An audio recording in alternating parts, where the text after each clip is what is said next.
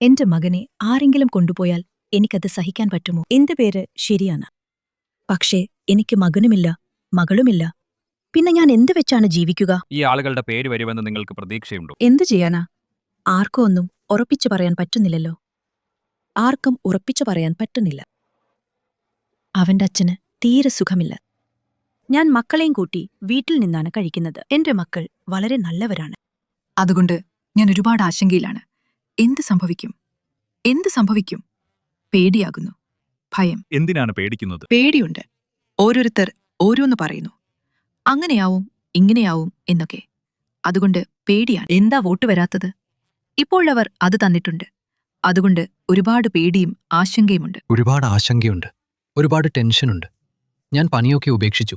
ജോലി ചെയ്യണമെങ്കിൽ എനിക്ക് ടെൻഷനാണ്. കാരണം എന്റെ വോട്ടില്ല. അപ്പോൾ പിന്നെ എനിക്കൊരു വിലയുമില്ലല്ലോ. ബംഗാളിലെ തീർപ്പ് കൽപ്പിക്കാത്ത അവസ്ഥയിലായിരുന്ന 60 ലക്ഷം വോട്ടർമാരിൽ, അല്ലെങ്കിൽ തടഞ്ഞുവെക്കപ്പെട്ട വോട്ടർമാരെന്ന് പറയാവുന്നവരിൽ എത്ര പേർക്കാണ് ഇപ്പോൾ തിരഞ്ഞെടുപ്പിൽ വോട്ട് ചെയ്യാൻ യഥാർത്ഥത്തിൽ അർഹതയുള്ളത്? ഈ മുഴുവൻ പ്രക്രിയയും സംസ്ഥാനത്ത് അത് നടക്കുന്ന രീതിയും കണക്കിലെടുക്കുമ്പോൾ എനിക്ക് പറയാൻ കഴിയുമെങ്കിൽ ഇതൊരു കുഴപ്പിക്കുന്ന അല്ലെങ്കിൽ സങ്കീർണമായ ചോദ്യമാണ്. ഇപ്പോൾ ഞാൻ മൂർഷിദാബാദ് ജില്ലയിലെ സ്തുതിവിധാൻ സഭയിലെ ഒരു ഗ്രാമപഞ്ചായത്തിലാണ്. ഈ മുഴുവൻ SIR പ്രക്രിയയും ആരംഭിക്കുന്നതിനു മുൻപ് ഇവിടെയുണ്ടായിരുന്ന 1000 വോട്ടർമാരിൽ ഇന്ന് എത്ര പേർക്ക് വോട്ട് ചെയ്യാൻ അർഹതയുണ്ടെന്ന് ഞാൻ നിങ്ങളോട് ചോദിച്ചാൽ നിങ്ങൾ എന്തു പറയും? ഞാനൊരു 5 സെക്കൻഡ് നിശബ്ദയായിരിക്കും. എന്നിട്ട് നിങ്ങൾക്ക് ഉത്തരം പറഞ്ഞു തരാം. ഇപ്പോൾ ഏകദേശം 500 പേർക്ക് മാത്രമേ വോട്ട് ചെയ്യാൻ അർഹതയുള്ളൂ. അപ്പോൾ അതിനർത്ഥം ഈ വോട്ടർ പട്ടികയിൽ നിന്ന് 500 വോട്ടർമാരെ നീക്കം ചെയ്തിട്ടുണ്ടെന്നാണ്. അപ്പോൾ ഈ പ്രത്യേക ബൂത്തിലെ വോട്ടർമാരുടെ എണ്ണം പകുതിയായി കുറഞ്ഞു. നിങ്ങളുടെ വീട്ടിൽ എല്ലാവരുടെയും പേര് ഡിലീറ്റ് ആയോ? അതോ എങ്ങനെയാണത് സംഭവിച്ചത്? ഇല്ല, എന്റെ വീട്ടിൽ 5 പേരുടെ പേര് വന്നു, 4 പേരുടെ പേര് വന്നില്ല. അതെങ്ങനെ? അതായത് എന്തുകൊണ്ടാണ് ഇങ്ങനെ സംഭവിച്ചതെന്ന് നിങ്ങൾക്ക് എന്തെങ്കിലും മനസ്സിലായോ? എനിക്കൊന്നും മനസ്സിലാകുന്നില്ല.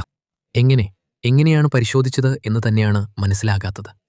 ഞാൻ കൃത്യമായി രേഖകൾ സമർപ്പിച്ചതാണ്. എന്നിട്ടും എന്റെ പേര് എങ്ങനെയാണ് ഡിലീറ്റ് ആയതെന്ന് എനിക്ക് ഇതുവരെ മനസ്സിലായിട്ടില്ല. നമ്മൾ ആരോടാണ് ചോദിക്കുന്നത്? BDOയോട് ചോദിക്കുന്നു, SDOയോട് ചോദിക്കുന്നു. അവരെ ഞങ്ങൾക്ക് അറിയില്ല. അവർ വെറുതെ അങ്ങനെ ചെയ്യുകയാണ്. ഞങ്ങളുടെ കയ്യിൽ ഒന്നുമില്ല. സുധിയുടെ റോൾ. അതെ, അപ്പോൾ ഈ സുധിയുടെ റോളിൽ എന്റെ ഗ്രാൻഡ് ഫാദറായ അലാവുദ്ദീൻ നിങ്ങൾക്കിവിടെ കാണാൻ കഴിയും. ഞങ്ങളുടെ ഗ്രാൻഡ് ഫാദറായ അലാവുദ്ദീന്റെ വോട്ടർ കാർഡും ഞങ്ങൾ നിങ്ങൾക്ക് കാണിച്ചു തരും. അതിനുശേഷം എന്റെ ഗ്രാൻഡ് മദറായ ഷോബ്രജാൻ ബീബി, അവരുടെ പേരുമുണ്ട്. 1952 കാര്യമാണ് ഞങ്ങൾ സംസാരിക്കുന്നത്. എന്റെ ഗ്രാൻഡ് ഫാദർ, അതായത് ഗ്രാൻഡ് ഫാദറിന്റെ പിതാവ്, അദ്ദേഹത്തിന്റെ പേര് ഹാജി യൂനുസ് എന്നാണ്. 72 വയസ്സായിരുന്നു അദ്ദേഹത്തിനന്ന്. 1952 എല്ലാവരും റോളിലുണ്ട്. റോളിൽ പേരുണ്ട്. അപ്പോൾ 2002 എല്ലാവരുടെയും പേരുണ്ട്. ഞാൻ റോൾ കൊണ്ടുവന്നു. അതെ, എല്ലാവരുടെയും വോട്ടർ കാർഡ് എന്റെ ഒറിജിനലാണ്. എന്റെ കയ്യിൽ എന്റെ ഗ്രാൻഡ് ഫാദറിന്റേതുണ്ട്. ഇത് നോക്കൂ, ഞാൻ നിങ്ങൾക്ക് കാണിച്ചു തന്ന അലാവുദ്ദീൻ യൂനുസ് എല്ലാം എന്റെ മുത്തശ്ശിയുടേതാണ്. 1995 വോട്ടർ കാർഡാണിത്. അതെ, ആ സമയത്ത് 2001 അവർ അന്തരിച്ചിരുന്നു. ഞങ്ങളിപ്പോൾ താമസിക്കുന്ന വീട്ടിന്റെ രേഖകളാണിത്. നോക്കൂ. അതെ, എന്റെ മുതുമുത്തച്ഛനായ ഹാജി യൂനുസ് വാങ്ങിയതായിരുന്നു അത്. അപ്പോൾ ഇതിന്റെ തീയതി നോക്കൂ, 22/8/1945 വർഷം. ഞങ്ങൾ 22/8/1945 വർഷം മുതൽ ഒരേ വീട്ടിലാണ് താമസിക്കുന്നത്. ഞാൻ എന്റെ അച്ഛന്റെ, അമ്മയുടെ, എന്റെ സ്വന്തം, ഞങ്ങളുടെ മുത്തച്ഛന്റെ, മുതുമുത്തച്ഛന്റെ എല്ലാവരുടെയും കാണിക്കുകയാണ്. എന്നിട്ടും ഞങ്ങളെ ഇതിൽ നിന്ന് ഒഴിവാക്കിയിരിക്കുന്നു. ഞങ്ങൾ എവിടെ പോകും? ആരോട് പറയും? ആളുകൾ നിങ്ങൾ ബംഗ്ലാദേശിയാണ്, നിങ്ങൾ പാകിസ്ഥാനിയാണ് എന്ന് പറയുമ്പോൾ എന്തുമാത്രം ദുഃഖമുണ്ടാകുമെന്ന് നിങ്ങൾക്ക് ഊഹിക്കാമല്ലോ. BJPയുടെ സപ്പോർട്ടർമാരില്ലേ? അവർ പറയും, അതെ, ഇവർ നുഴഞ്ഞുകയറ്റക്കാരാണ്, ബംഗ്ലാദേശികളാണ് എന്ന്. ഇനി അവരെ ഓടിക്കും. അതും ചെയ്യും, ഇതും ചെയ്യും. അവർ സന്തോഷത്തിലാണ്.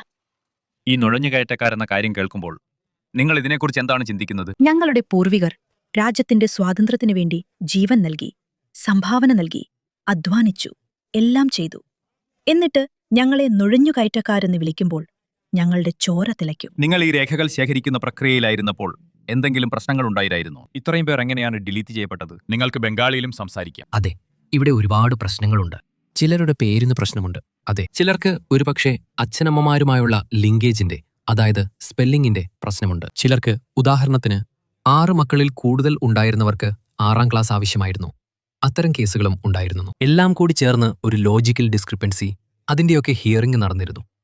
അതിൽ നിന്ന് ഏകദേശം 432 ഡിലീറ്റ് ചെയ്യപ്പെട്ടു. എന്തുകൊണ്ടാണ് ഈ ആളുകൾ ഡിലീറ്റ് ചെയ്യപ്പെട്ടത്? അതായത് എന്താണെന്ന് നിങ്ങൾക്ക് എന്തെങ്കിലും മനസ്സിലായോ?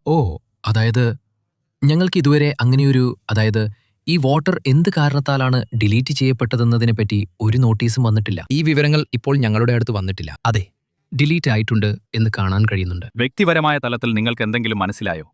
എന്തായിരിക്കാം സംഭവിച്ചത്? എന്തുകൊണ്ടാണ് ഇത്രയധികം ആളുകൾ ഡിലീറ്റ് ചെയ്യപ്പെട്ടത്? അതായത് ഇല്ല, ഇങ്ങനെ മനസ്സിലാകുന്നില്ല. പറഞ്ഞില്ലെങ്കിൽ എന്ത് കാരണത്താലാണ് ഡിലീറ്റ് ആയതെന്ന് മനസ്സിലാക്കാൻ കഴിയില്ല. ഒരുപാട് പേരുടെ രേഖകൾ ശരിയായിരുന്നു, എന്നിട്ടും അവരുടേത് ഡിലീറ്റ് ചെയ്യപ്പെട്ടു. 2002 പേരുണ്ടായിരുന്നു, എന്നിട്ടും ഡിലീറ്റ് ചെയ്യപ്പെട്ടു. ആ ആളുകളും ഡിലീറ്റ് ചെയ്യപ്പെട്ടു. അതെ, 2002 പേരുണ്ടായിരുന്നു. അതെ, 2002 പേരുണ്ടായിരുന്നു. എന്നിട്ടും പ്രായമുള്ളവരായ ഏകദേശം 30-35 പേർ ഡിലീറ്റ് ചെയ്യപ്പെട്ടിട്ടുണ്ട്. 60 മുകളിൽ 70 മുകളിൽ പ്രായമുള്ളവരുടേതും ഡിലീറ്റ് ചെയ്യപ്പെട്ടിട്ടുണ്ട്. ഇനി മുന്നോട്ടുള്ള നടപടിക്രമം എന്താണെന്ന് നിങ്ങൾക്ക് തന്നെ അറിയാമോ? അതായത് ഇവർ കൃത്യമായി എന്ത് ചെയ്യേണ്ടി വരും? ഞങ്ങൾ ഓൺലൈനിൽ കാണുന്നത്, അതായത് ചാനലിൽ വാർത്ത വായിച്ചിട്ട് മനസ്സിലാകുന്നത്, ട്രൈബ്യൂണലിൽ അപേക്ഷിക്കണം എന്നാണ്. അപ്പോൾ എപ്പോൾ അപേക്ഷിക്കണം, എപ്പോൾ തുടങ്ങും എന്നതിനെക്കുറിച്ചൊന്നും ഞങ്ങൾക്കിപ്പോൾ വിവരം ലഭിച്ചിട്ടില്ല. നിങ്ങൾക്കിപ്പോൾ ഇതിനെക്കുറിച്ച് അറിയില്ല? അതെ, ഇതുവരെ അറിയിച്ചിട്ടില്ല. എപ്പോൾ അപേക്ഷിക്കണമെന്ന് BDO ഓഫീസിൽ നിന്ന് ഔദ്യോഗികമായി ഞങ്ങളെ അറിയിച്ചിട്ടില്ല. ഒരുപക്ഷെ 1-2 ദിവസത്തിനുള്ളിൽ ഉണ്ടാകും. ഈ SIR ചർച്ചയെ ചുറ്റിപ്പറ്റിയുള്ള വിവാദങ്ങളിൽ എന്തുകൊണ്ടാണ് മുർഷിദാബാദ് ഒരുപാട് ഇടം പിടിക്കുന്നതെന്ന് മനസ്സിലാക്കേണ്ടതും പ്രധാനമാണ്. മുർഷിദാബാദും അയൽപ്പക്കത്തുള്ള മാൾഡയും ബംഗ്ലാദേശുമായി അതിർത്തി പങ്കിടുന്ന ജില്ലകളാണ്. സത്യത്തിൽ ഞാനിപ്പോൾ നിൽക്കുന്ന സ്ഥലത്തുനിന്ന് ഈ വഴിയിലൂടെ നേരെ നടന്നാൽ ഒരു പുഴയുണ്ടാകും. അത് കടന്ന് കുറച്ചുകൂടി ഇന്ത്യൻ ഭൂമിയിലൂടെ പോയാൽ നിങ്ങൾ ബംഗ്ലാദേശിൽ പ്രവേശിക്കും. ഇതൊരു നദീതീര പ്രദേശമായതിനാൽ അതിർത്തിയിൽ വേലിയില്ല. എന്നാൽ മാൾഡയും മുർഷിദാബാദും ചേർന്നാണ് വിധി വരാനിരിക്കുന്ന എല്ലാ SIR കേസുകളുടെയും 1/3 വരുന്നത്. തീർച്ചയായും ഈ വിഷയത്തെ ചൊല്ലി ശക്തമായ രാഷ്ട്രീയ പോരാട്ടങ്ങൾ നടന്നിട്ടുണ്ട്.